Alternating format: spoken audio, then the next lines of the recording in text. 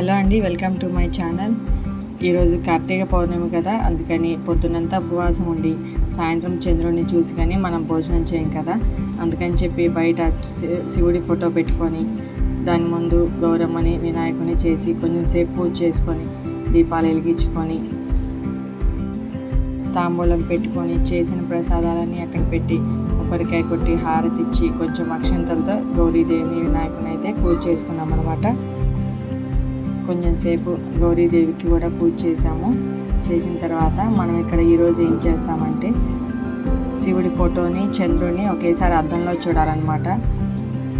అలా చూడండి, అద్దంలో శివుడి ఫోటోను చంద్రుడు ఒకేసారి కనపడ్డాడు. తర్వాత మా ఇంటి దగ్గర గోశాల అంటే అక్కడికి అయితే వెళ్ళామన్నమాట. అక్కడ కూడా చాలా దీపాలు అవన్నీ వెలిగించారు.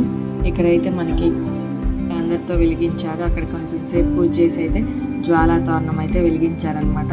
ఇది చూస్తే ఎంతో మంచిదంట మనకి. చూడండి ఎలా వెలిగిస్తున్నారు. దాని తర్వాత ఆ మధ్యలో దీపాలన్నీ వెలిగించేసాము. మీరు మీ ఇంటి దగ్గర ఎలా జరుపుకున్నారో నాకైతే కామెంట్ చేసి చెప్పండి. ఇంకా సబ్స్క్రైబ్ చేయండి.